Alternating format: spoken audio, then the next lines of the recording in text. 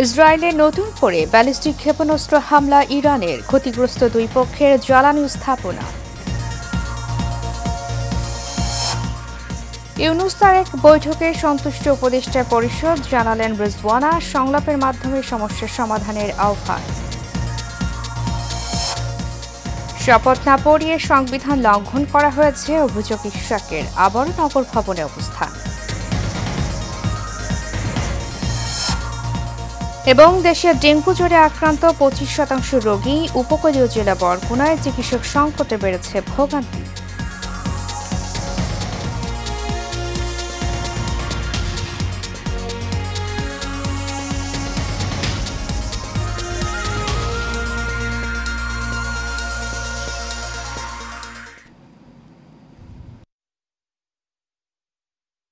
সাথে আছে আমি উর্মি আক্তার।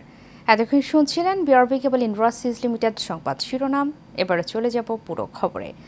প্রধান উপদেষ্টা ডক্টর মোহাম্মদ ইউনূসের সাথে বিএনপির ভারপ্রাপ্ত চেয়ারম্যান তারেক রহমানের বৈঠক নিয়ে উপদেষ্টা পরিষদ সন্তুষ্ট বলে জানিয়েছেন পরিবেশ, বন ও জলবায়ু উপদেষ্টা সৈয়দা রিজওয়ানা হাসান।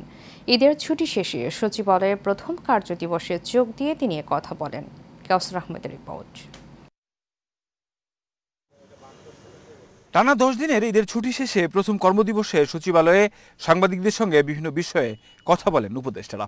সংশ্লিষ্ট মন্ত্রণালয়ের বাইরেও উঠে আসে নানান প্রসঙ্গ। পরিবেশ, বন ও জলবায়ু উপদেষ্টা সৈয়দা রিজওয়ানা হাসান সাংবাদিকদের প্রশ্নের জবাবে লন্ডনে প্রধান উপদেষ্টা এবং তারেক রহমানের বৈঠকে উপদেষ্টাদের সন্তুষ্টির কথা জানিয়ে কোনো রাজনৈতিক দলের এই বিষয়ে কিছু বলার থাকলে তা প্রধান উপদেষ্টার সঙ্গে বলার আহ্বান জানান। আমার কাছে পরিস্থিতিটা বেশ স্বস্তিকর মনে হচ্ছে। আর এখন রাজনৈতিক দলগুলো তার অবস্থান থেকে কথা বলবে। রাজনৈতিক দলগুলো প্রধান উপদেষ্টার ব্যাপারে যদি কোনো কথা বলে, সেটা প্রধান উপদেষ্টার সাথেই ওনারা নিশ্চয়ই কথা বলবেন। প্রথম কার্যদিবসে অন্যান্য উপদেষ্টাদের মধ্যে কথা বলেন সড়ক পরিবহন ও সেতু উপদেষ্টা মোহাম্মদ ফাউজুল কবির খান। স্বস্তির ঈদযাত্রা হয়েছে জানিয়ে তিনি বলেন, গরমে বিদ্যুতের প্রয়োজনে তেলের বিদ্যুৎ কেন্দ্র চালাবে সরকার। ইকুইপমেন্ট আছে, সেগুলোতে একটা নির্দিষ্ট মাত্রার বহন করে অভ্যস্ত।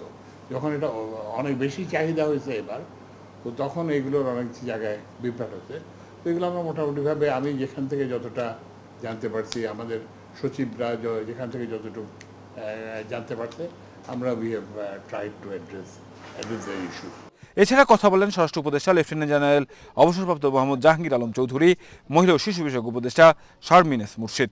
যেহেতু এটা সারা বাংলাদেশে তো শিশু নির্যাতন এবং অন্যান্য অনিয়ম হরহামেশা হতে থাকে, এবং সেটাকে একটা সার্বিক জায়গায় তখনই তুমি সুব্যবস্থার ভিতরে আনতে পারবে যখন তোমার পুরো সমাজটা এবং পুরো শাসন ব্যবস্থাটা একটা সুষ্ঠু জায়গায় পৌঁছাবে।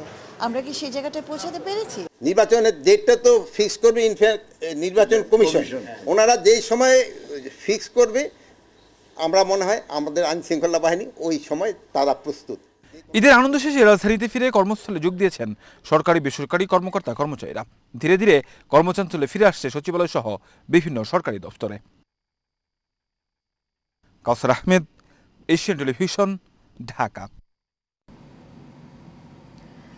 বিএনপি নেতা ইশরাক হোসেনকে ঢাকা দক্ষিণ সিটি কর্পোরেশনের মেয়র পদে শপথ পড়ানোর দাবিতে ফের নগর ভবনে আজ দিনভর অবস্থান নেন তার সমর্থকেরা।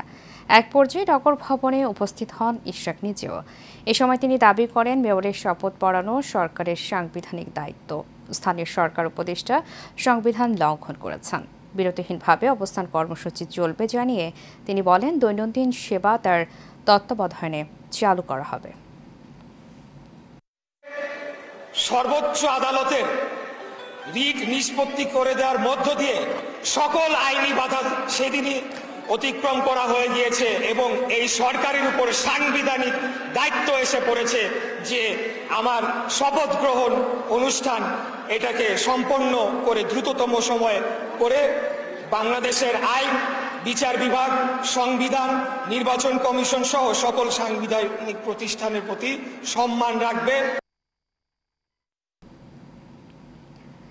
ডেঙ্গুর নতুন হটস্পট হিসেবে চিহ্নিত হয়েছে উপকূলীয় জেলা বরগুনা। আক্রান্তের সংখ্যা দেশের মোট আক্রান্তের প্রায় 25%। এরই মধ্যে মৃত্যু হয়েছে 5 জনের। এডিস মশার প্রকোপ বাড়ার কারণ হিসেবে জলবায়ু পরিবর্তন সহ বর্জ্য ব্যবস্থাপনায় অবহেলার অনিয়মকে দুষছেন স্থানীয়রা। এদিকে হাসপাতালে চিকিৎসক সংকটে বেড়েছে ভোগান্তি। জহিরুল ইসলামের পাঠানো তথ্য ছবিতে বিস্তারিত জানাচ্ছেন রাশেদ আকন। প্রায় 12 লাখ মানুষের জেলা বরগুনায় বাড়ছে ডেঙ্গুর প্রকোপ। জেলার মধ্যে হটস্পট হিসেবে চিহ্নিত করা হয়েছে পৌর শহর ও গৌরীচন্না ইউনিয়নকে। শহরের কাঠপট্টি এলাকার প্রতি ঘরে ডেঙ্গুতে আক্রান্ত 2 থেকে 3 জন, এরই মধ্যে মারাও গেছেন কয়েকজন। স্থানীয়রা বলছেন বর্জ্য ব্যবস্থাপনা ও এডিস মশা দমনে কার্যকর পদক্ষেপ না নেয়ায় আক্রান্ত হচ্ছেন তারা।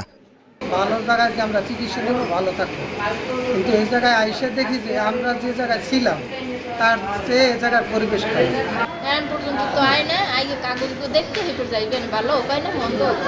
আমরা এটা নিরুপায় যে একজন ডাক্তারের ধারা অনুযায়ী আসলে এই চিকিৎসাটা কভার করা সম্ভব কিনা। এদিকে ডেঙ্গুর প্রকোপ বাড়ায় সেবা দিতে হিমশিম খেতে হচ্ছে হাসপাতাল কর্তৃপক্ষকে। শয্যা সংকটে অনেকে চিকিৎসা নিচ্ছেন মেঝেতে কিংবা বারান্দায়। পাশাপাশি দেখা দিয়েছে রক্ত পরীক্ষার কিট ও স্যালাইন সংকটও।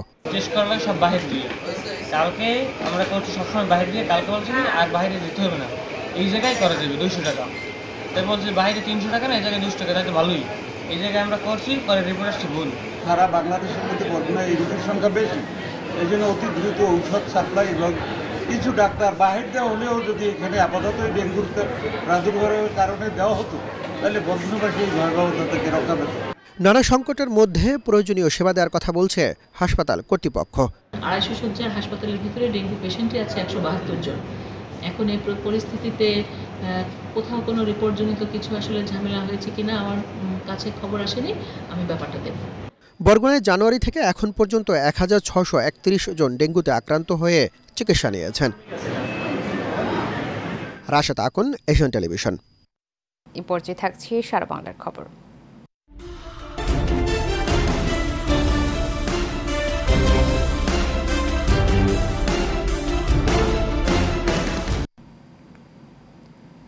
পঞ্চগড় সদর উপজেলায় সীমান্তে গুলিতে রাজু ইসলাম নামে এক বাংলাদেশি যুবক নিহত হয়েছেন।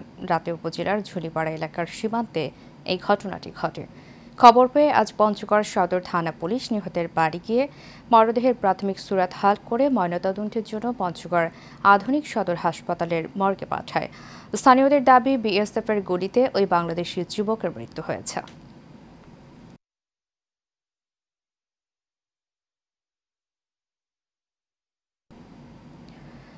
ময়মনসিংহের ভালুকায় তারেক রহমানের রাষ্ট্র সংস্কারের 31 দফা প্রস্তাবনা শীর্ষক আলোচনা, পথসভা ও ঈদ পুনর্মিলনী অনুষ্ঠিত হয়েছে। উপজেলার মল্লিকবাড়ি বাজারে ইউনিয়ন বিএনপি ও অঙ্গ সহযোগী সংগঠনের উদ্যোগে আয়োজিত ঈদ পুনর্মিলনী অনুষ্ঠানে উপজেলা বিএনপির আহ্বায়ক কমিটির সদস্য ডক্টর রফিকুল ইসলাম হারিজের সভাপতিত্বে প্রধান অতিথি ছিলেন ময়মনসিংহ দক্ষিণ জেলা বিএনপির যুগ্ম আহ্বায়ক ও উপজেলা বিএনপির ভারপ্রাপ্ত আহ্বায়ক আলহাজি মোহাম্মদ মোর্শেদ আলম। শেষ করব এশিয়ান প্রাইম নিউজ। যাওয়ার আগে বিআরবি কেবল ইনফোসিস লিমিটেড সংবাদ শিরোনামগুলো জানিয়ে দেব আরও একবার।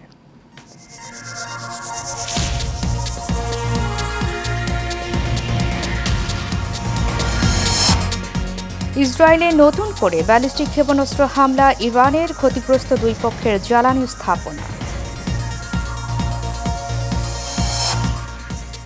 ইউনুস তারেক বৈঠকে সন্তুষ্ট উপদেষ্টা পরিষদ, জানালেন রিজওয়ানা, সংলাপের মাধ্যমে সমস্যার সমাধানের আহ্বান। শপথ না পড়িয়ে সংবিধান লঙ্ঘন করা হয়েছে, অভিযোগ ইশরাকের, আবারও নগর ভবনে অবস্থান। এবং দেশে ডেঙ্গু জ্বরে আক্রান্ত 25% রোগী, উপকূলীয় জেলা বরগুনায় চিকিৎসক সংকটে বেড়েছে ভোগান্তি।